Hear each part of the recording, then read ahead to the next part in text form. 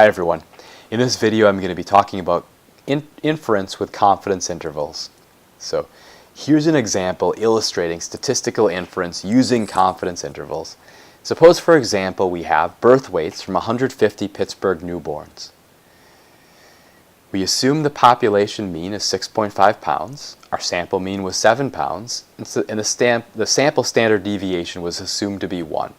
We found our standard error, that was 0.082, so now we make our 95% confidence interval. We are essentially constructing a two-tailed test. Note that 95% lies to the center of the distribution and 2.5% in each tail.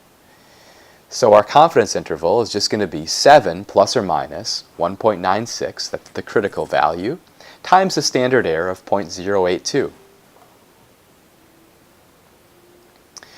With a different sample, we would have built the confidence interval in the same way, but we'd have a different sample mean. So anyway, the confidence interval we've derived is just from 6.83 up to 7.16. So we're 95% confident, 95% is our confidence level, that the true population mean lies in that interval.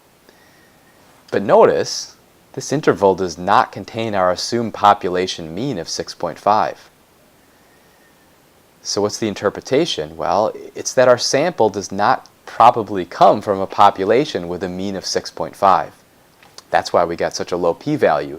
Remember, the p-value is the probability of observing a test statistic at least as extreme as the one we found, conditional on our assumption that the true population mean is correct.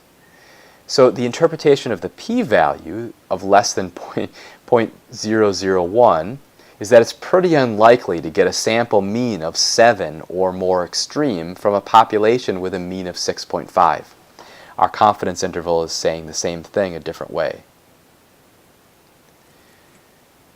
Just for the sake of example, I'll explain empirically what happens if we tried a different confidence interval. So suppose we wanted a 99% confidence interval. We use a larger critical value, and the new confidence interval is, of course, going to be wider. Now it's from 6.79 up to 7.21, and it still doesn't contain our population mean of 6.5. Since we're 99% confident that the true mean lies in an interval constructed in this fashion, and since the hypothesized true mean does not fall into this interval, we've shown that a sample mean of 7 is statistically different from the assumed population mean of 6.5 at the 1% level. That's the inference we make.